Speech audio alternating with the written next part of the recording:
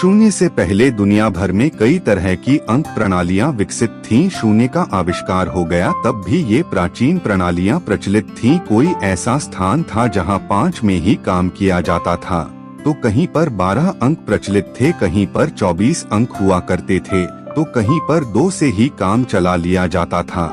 माया सभ्यता में अंकों का आधार 20 था, तो सिंधु घाटी की सभ्यता में 9। ज्यादातर जगहों पर 1 से 9 तक गिनती को मान्यता मिलने लगी। तब अंकों की तरफ लोगों का ध्यान जाने लगा। पहले लोग 9 के बाद 11 लिख देते या मान लेते थे, लेकिन शोधकर्ताओं उत्तर वैदिक काल में शून्य के आविष्कार के बाद गणित में एक क्रांति हो गई। अंकों के मामले में विश्व भारत का ऋणी है। भारत ने अंकों के अलावा शून्य की खोज की। शून्य कहने को तो शून्य है, परंतु शून्य का ही चमत्कार है कि यह 1 से 10, 10 से हजार, हजार से लाख, करोड़ कुछ भी बना सकता है। शून्य की विशेषता है कि इसे किसी संख्या से गुणा करो अथवा भाग दो, फल शून्य ही रहेगा। शून्य की लंबाई, चौड़ाई या गहराई नहीं होती। आओ जानते हैं शून्य का इतिहास। प्रारंभिक वैदिक काल 2500 वर्ष प्राचीन उपलब्ध संस्कृत दस्तावेजों में भारतीयों द्वारा गणित के क्षेत्र में की गई खोजों की समृद्ध परंपरा का विवरण मिलता है। प्रारंभिक वैदिक काल 1200 से 600 ईसा पूर्व में संख्याओं की दशमलव प्रणाली और अंकगणित तथा रेखागणित के नियम विकसित हो चुके थे। इन्हें मंत्रों, स्तोत्रों, स्तुतियों, श्रापों, श्लोकों, ऋचाओं और अन्य धार्मिक अनुष्ठानों की एक जटिल प्रणाली में लिपिबद्ध किया गया था। शोधकर्ताओं अनुसार मंदिर के निर्माण और यज्ञ वेदियों की रचना के नियम बनाए गए थे और इन्हें सूत्रों के रूप में बांधा गया था। उस समय के गणितज्ञ या ऋषियों द्वारा वायु, आकाश, दिन के समय आकाशीय पिंडों आदि की स्तुति को 10 की घात की ऐसी संख्याओं में व्यक्त किया जाता था जो प्राय 10 अरब तक पहुंच जाती थी। मैथमेटिक्स इन इंडिया में यह स्पष्ट किया गया है कि कैसे प्राचीन भारतीय गणित का विकास धर्म विशिष्ट नाप के मंदिरों के निर्माण और ज्योतिषीय आवश्यकताओं की पूर्ति के लिए हुआ था, और गुप्त काल में कैसे यह शुद्ध रूप में गणित में बदल गया। उत्तर वैदिक काल 1000 से 500 ईस्वी पूर्व तक में गणित का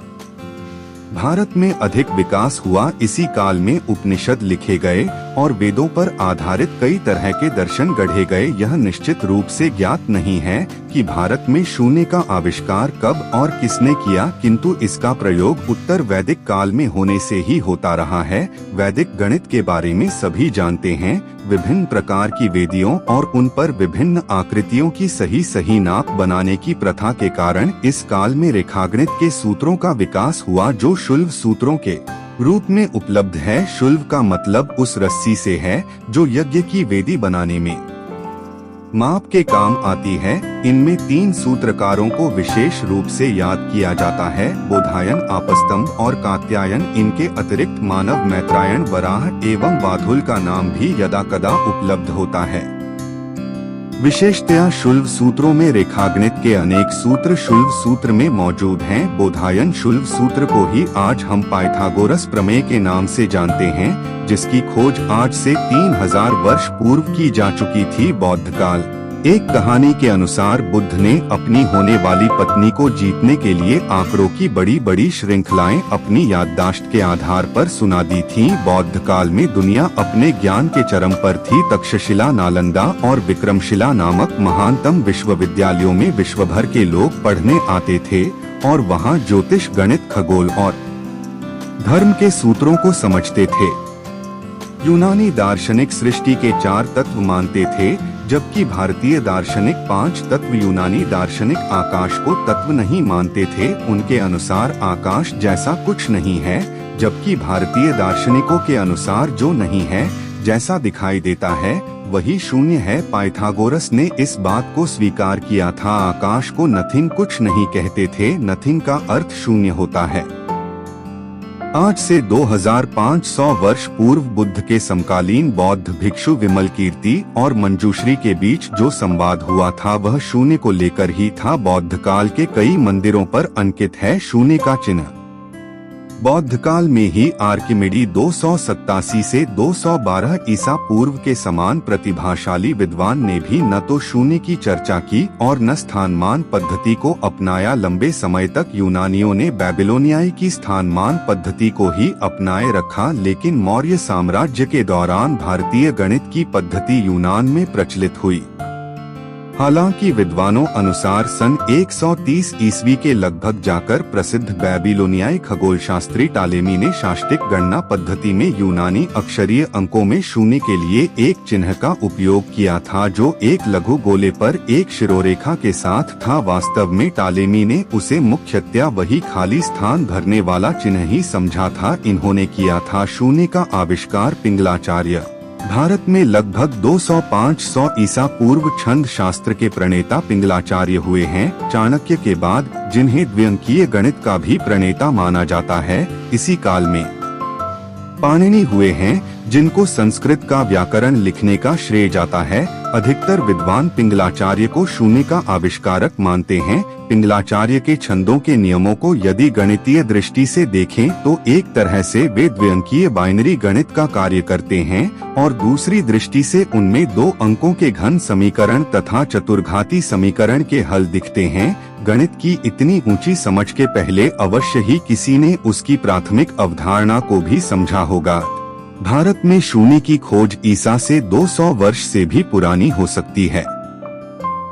बख्शाली पांडुलिपि गणित के एक बहुमूल्य ग्रंथ बख्शाली पांडुलिपि के कुछ 70 पन्ने सन 1881 में खैबर क्षेत्र में बख्शाली गांव के निकट बहुत ही जीर्ण अवस्था में मिले थे। ये भोजपत्र पर लिखे गए हैं। इनकी भाषा के आधार पर अधिकांश विद्वान इन्हें 200 ईसा पूर्व से 300 ईस्वी का मानते हैं।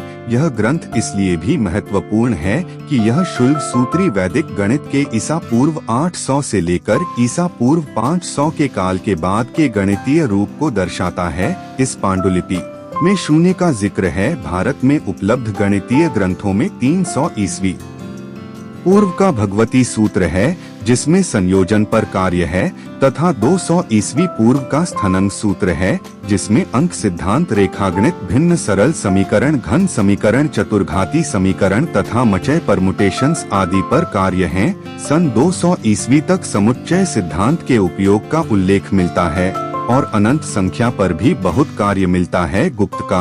गुप्तकाल की मुख्य खोज शून्य नहीं, मुख्य खोज है शून्य युक्त दशमिक स्थानमान संख्या प्रणाली। गुप्तकाल को भारत का स्वर्णकाल कहा जाता है। इस युग में ज्योतिष, वास्तु, स्थापत्य और गणित के कई नए प्रतिमान स्थापित किए गए। इस काल की भव्य इमारतों पर गणित के अन्य अंकों सहित शून्य को भी अंकित किया गया है। शून्य के कारण ही शालिवाहन नरेश के काल में हुए नागार्जुन ने शून्यवाद की स्थापना की थी। शून्यवाद या शून्यता बौद्धों की महायान शाखा माध्यमिका नामक विभाग का मत या सिद्धांत है, जिसमें संसार को शून्य और उसके सब पदार्थों को सत्ताहीन माना जाता है। 401 ईस्वी में कुमारजीव ने नागार्जुन की संस्कृत भाषा में रचित जीवनी का चीनी भाषा में अनुवाद किया था। नागार्जुन का काल लगभग 166 ईस्वी से 199 ईस्वी के बीच का माना जाता है। नई संख्या पद्धति के प्राचीन लेखों से प्राप्त सबसे प्राचीन उपलब्ध प्रमाण मिलते हैं। लोक विभाग 458 ई नामक जैन हस्तलिपि में दूसरा प्रमाण मिलता है। गुजरात में एक गुर्जर राजा के दानपात्र में इसमें संवत 346 अंकित है, जिसका अर्थ हुआ 594 ईस्वी। आर्यभट्ट जन्म 476 ई को शून्य का आविष्कारक नहीं माना जा सकता। आर्यभट्ट ने एक नई अक्षरांक पद्धति को जन्म दिया था। उन्होंने अपने ग्रंथ आर्यभट्टीय में भी उसी पद्धति में कार्य किया है। आर्यभट्ट को लोग शून्य का जनक इसलिए मानते हैं क्योंकि उन्होंने अपने ग्रंथ आर्यभट्टीय 498 ई के गणितपाद 2 में 1 से अरब तक की संख्याएं बताकर लिखा है। स्थानात् स्थान दशगुणन स्यात्, मतलब प्रत्येक अगली संख्या पिछली संख्या से 10 गुना है। उनके ऐसे कहने से यह सिद्ध होता है कि निश्चित रूप से शून्य का आविष्कार आर्यभट्ट के काल से प्राचीन है गुप्त काल में ब्रह्मगुप्त, आर्यभट्ट, श्रीधराचार्य, महावीराचार्य आदि श्रेष्ठ गणितज्ञ हुए, जिनके कारण भारतीय गणित का विश्व भर में नए सिरे से प्रचार प्रसार हुआ। भारतीय गणितज्ञ श्री ब्रह्मगुप्त ने अपने ग्रंथ ब्रह्मस्फुट सिद्धांत में शून्य की व्याख्या शून्य के रूप में की है। श्रीधराचार्य अपनी पुस्तक त्रिश्विका में लिखते हैं कि यदि किसी में शून्य से जोड़ दे तो उस संख्या में कोई परिवर्तन नहीं होता है, और यदि किसी संख्या में शून्य से गुणा करते हैं तो गुणनफल भी शून्य ही मिलता है।